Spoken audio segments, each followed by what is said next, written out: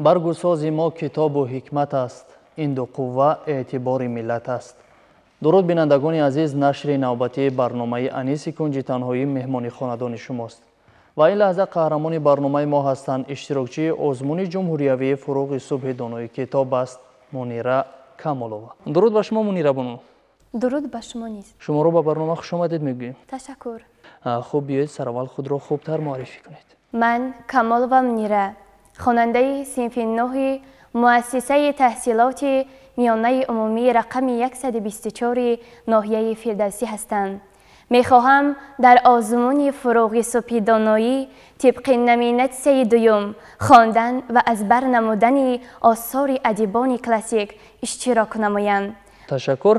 خب منیره، چطوری که ما علاقه اطلاع داریم شما از روی نمیناسیون ادبیات کلاسیکی در آزمون جمهوریوی فروغ صبح دانایی کتاب است در سال 2024 یعنی سال روان اشتراک می نمایید. بگویید که طول چند سال است که در این آزمون شما شرکت می ورزید؟ طول 2 سال است که من در این آزمون اشتراک می کنم. باری اول من بیمار شدم و بعد این سبب نتوانستم که بر این آزمون بیایم و این سالی است که من تیاری به این آزمون آمدم.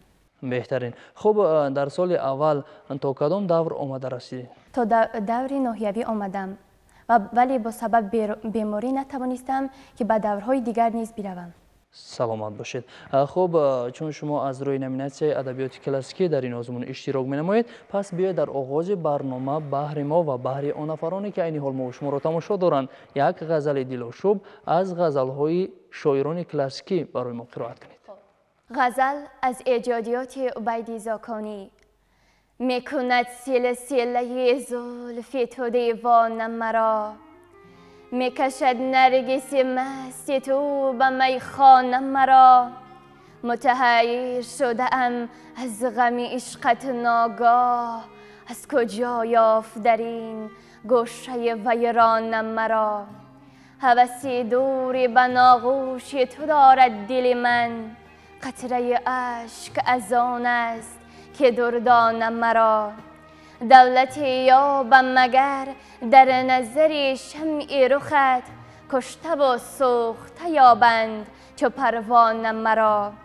دردی سر می دهد این وایز و می پندارد که التفات است بدان بیهوده افسانه مرا. چاره آن است که دیوانگی پیش آرم تا فراموش کند وایزی فرزانه مرا. از می مهر تو تا مست شدم همچو عبید، نیز دیگر هوسی ساغر و پیمانه مرا. آفرین منیره بانو. واقعا هم شما اشتراکچی آزمون جمهوریوی فروغ صبح دانایی کتاب هستید و بگویید که از روی نمیناسیون ادبیات کلاسیکی شما چقدر غزل ازبر کرده اید؟ از روی نمیناسیون ادبیات کلاسیک من 100 غزل و 120 رباعی ازبر نمودم. یعنی شما طبق همان نظامنامه‌ای که معین شده است طبق آن حفظ کرده اید؟ بله. خب پس برای ما بیایید رباعیات بخونید. رباعیات از عمر خیام. این کوزه چو من عاشق زاری بوده است، در بندی سری زلف نگاری بوده است. این دسته که بر گردن او میبینی، دستی است که بر گردن یاری بوده است.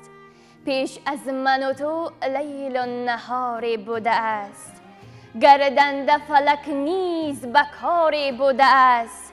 هر جا که قدم نهی تو بر روی زمین، آن مردمکی چشم نگاری بوده است.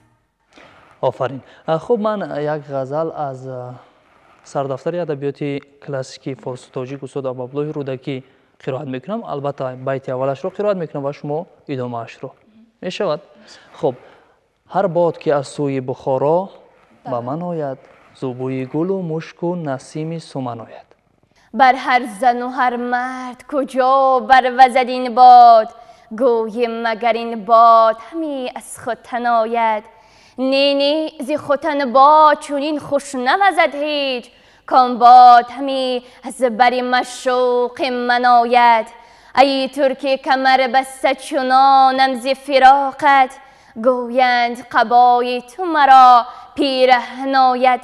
هر شب نگرانم به یمن تا تو برایی، زیرا که سهیلی و سهیل از یمن آید. کوشم که بپوشم صنما نام تو از خلق، تا نام تو کم در دهنی انجمن آید. با هر که سخن گویم و گر خواهم و گر نی، اول سخنم نام تو اندر دهن آید.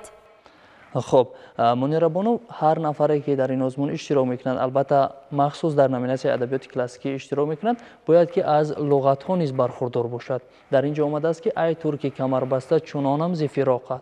شما خود کلمه فراق را چگونه درک میکنید؟ یعنی ای ترک کمربسته چنانم ز فراقت، یعنی از نبودن معشوق و بیقرار شده است. یعنی در اینجا به معنای از دوری و بیقرار جدایی بودن. هم گوییم؟ بله درست. خب بگویید که شما در یک شبانه روز چقدر وقتتون رو با کتابخوانی میبخشید؟ در یک شبانه روز من 5 یا 6 ساعت خود را به کتابخوانی صرف می نمایم. خب علاقه دور مؤسسوی آزمون گذشت و دور نهیوی نیز در پیش است. آمادگی شما با دور نهیوی چگونه است؟ آمادگی من به دور نهیوی خیلی خوب است و با والدین خود ما مشق میکنیم. با والدین خود تمرین میکنید یا استادی مخصوص دارید شما؟ نه، من استادم پدرم است. او به من تمامی لغت ها و شعرها را به طرز درست خواندن می آموزد. بله. خب فکر میکنم که این لحظه پدر و مادر شما ما رو با یک شوق و ذوق تماشا کرده ایستادن. پس شما از این منبر بلندی تلویزیون و پدر و مادرتان چی گفتن دارید؟ من تشکر خود را به والدین خود میرسونم و کوشش میکنم، تلاش میکنم تا در این آزمون جای اول را اشغال کنم و خرسندی آنها را دوچند گردانم. سلامت باشید. خب بهرشان بیایید اگر شعری بدونید اهدا سازید. مادری تاجیک زاده عینی را، باقی بابا جان و ترسون زاده را، مهر عالمگیری مادر زنده کرد، طفل یادی لایقی دل داده را. منیره بانو، واقعا هم هر نفری که در کشور عزیزمان تاجیکستان عمر به سر میبرد و در زمان صلح و ثبات و آرامی استقلالیت دولتی تحصیل میکند، باید که درباره این وطن عزیزمان تاجیکستان شعرها بداند و همیشه ترنمگر این وطن عزیزمان باشد. خب بیاید درباره تاجیکستان وطن بهر ما شعری قرائت کنید. تاجیکان و تاجیکستان زنده باد، آبی صافی کوهساران زنده باد، قله های سربلندش بی کنار، این شکوی کوهساران زنده باد. منیره بانو، واقعا هم هر نفری که از روی نامیناسیون ادبیات کلاسیکی در این آزمون اشتراک می‌نماید باید که البته داستان‌های زیاد بداند و اینچنین قصیده ها. بیاید پارچه از داستان برای ما قرائت کنید. داستانی رستم و زالیزر. چو با ایمنی گشت کاووس جوف، همه راز دل پیش یزدان بگفت، چون این گفت ای برتر از روزگار، تو باشی بهر نیک و آموزگار. ز تو یافتم فر و اورنگ و بخت، بزرگی و گردی و دیهیم و تخت. نکردی کسی را چو من بهرمند، ز گنج و ز تخت و ز نامی بلند. ز تو خواستم تا یکی نامور، بکینی سیاووش ببندد کمر. نبیره بدیدم جهان بینی خویش، کجا کینی من کرد چون کینی خویش. جهانجوی با فرز و برز خرد، ز شاهان گیتی همی بگذرد. چو سالم 350 بر سر گذشت، سری موی مشکین چو کافور گشت. همان سروی نازنده شو چون کمان، ندارم گران گر سرآید زمان.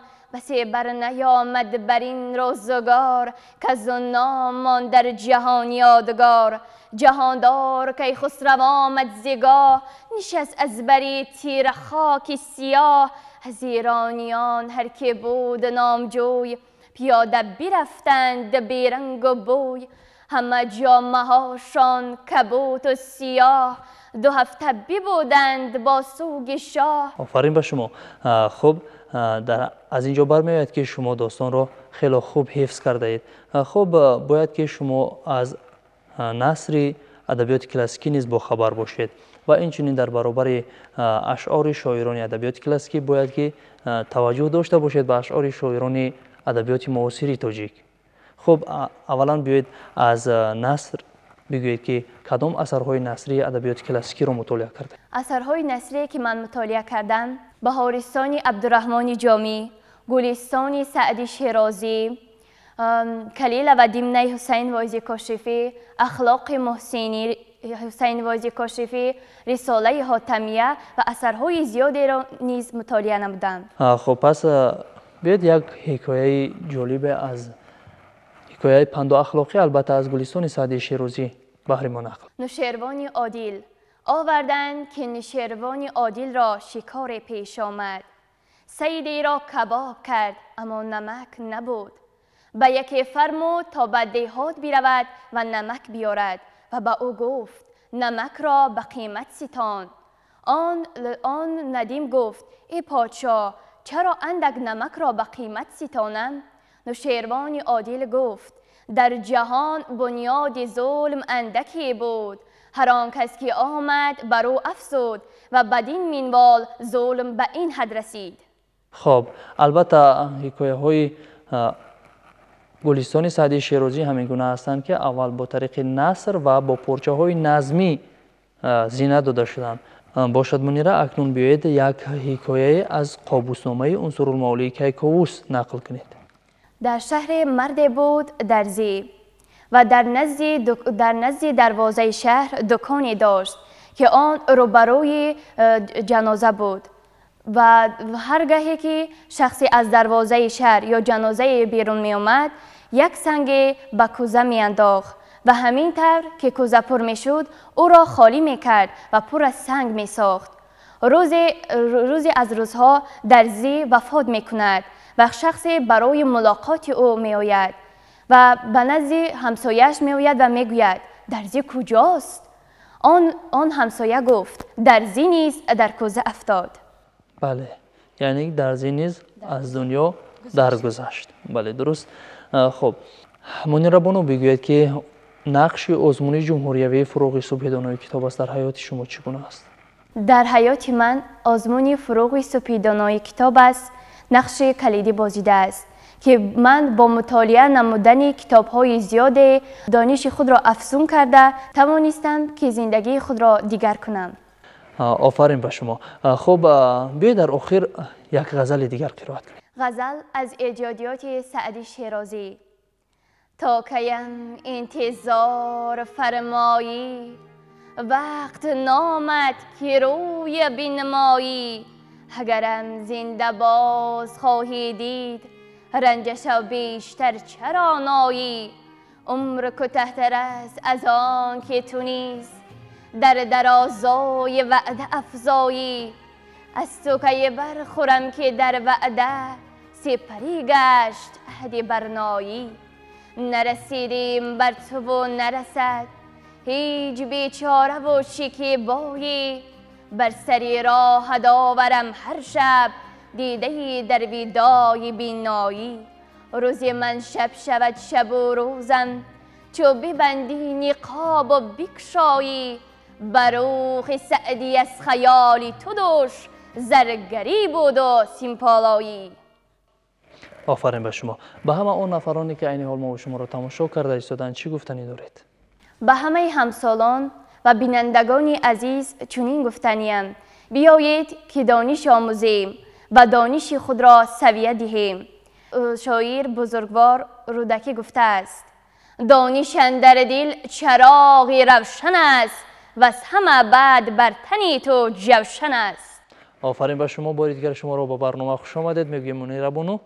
سلامت باشید. خب تشکر. ما با شما در دورهای من بعد آزمون جمهوریوی فروغ صبحدانای کتاب است موفقیت و کامیابی تمنا داریم. تشکر.